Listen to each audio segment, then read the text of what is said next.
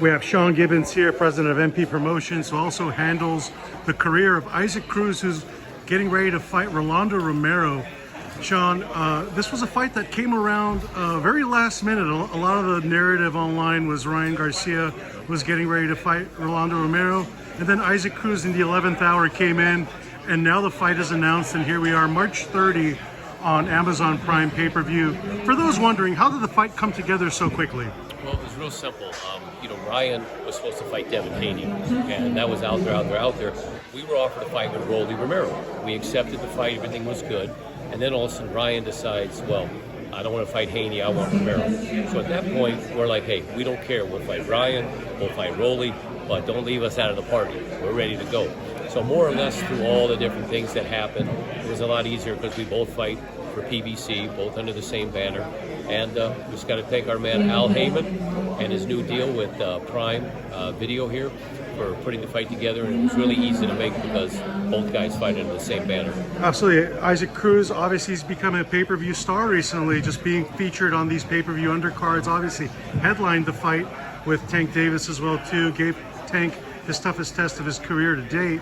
We have two guys who've lost to Tank Davis in this fight.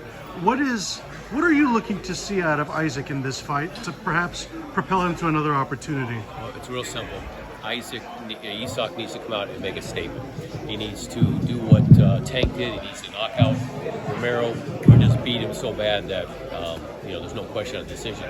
And then the question is, Waleed, what's your reason? What's your excuse? You either want to do the fight or you don't, or we just move on.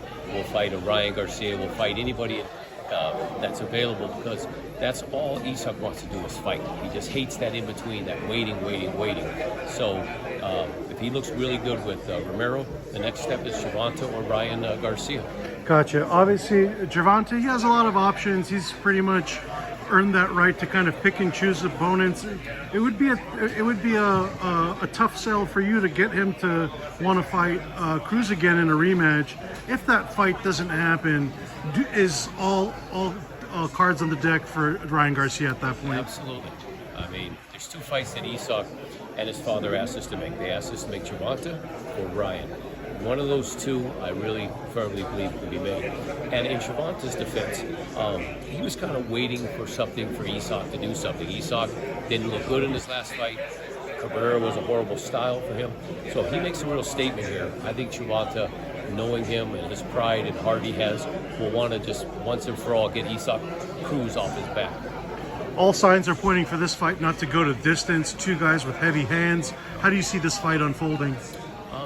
I see it a good match for about 3 rounds, where they're both getting their timing down. And then Pitbull, hence his name, Pitbull, he just doesn't stop and let up. So I could see maybe like a 9-10 round stoppage for Isak. He stole the show a lot on these pay-per-view undercards with those knockout finishes. You mentioned didn't look too good against Cabrera because stylistically wasn't a good matchup for him.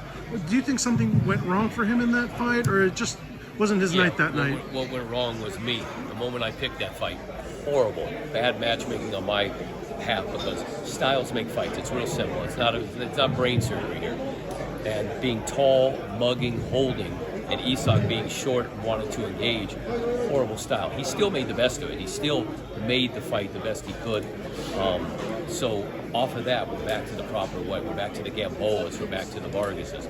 Rolando Romero, I don't care what people say about him. He's got balls, he's got heart, he can punch, and he's coming to fight. That's all you can ask. Isak, same thing, coming to fight. So I believe this is going to steal the show, as Isak has done on many occasions. And unfortunately, though, he is going to be the winner and move on to the next step. You saw Cabrera up close and personal a lot. Manny Pacquiao, sparring partner way back when. Manny Pacquiao, he's been wanting to reinsert himself in the picture at times, perhaps against even Gervonta Davis. Is that a fight you think he would come out of retirement for? Technically he's out of retirement. He's doing an exhibition in Thailand in April. He would love to fight Gervonta. He would love to fight Ryan Garcia. He wants to fight also. He's got about a year left, and he just wants to fight. Manny feels he's in tremendous shape, and he's training for this exhibition. Hopefully that'll lead to something bigger and better. So you see a pro return for Manny? Is that something that's in the cards? I do.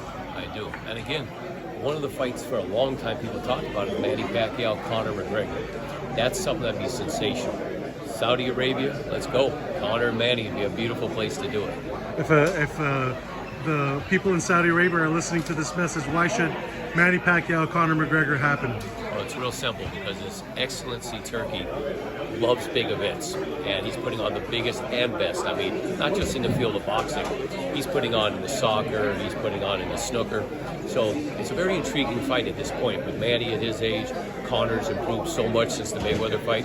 I think it's like the Tyson Fury Nagana. It's Nagana and Joshua.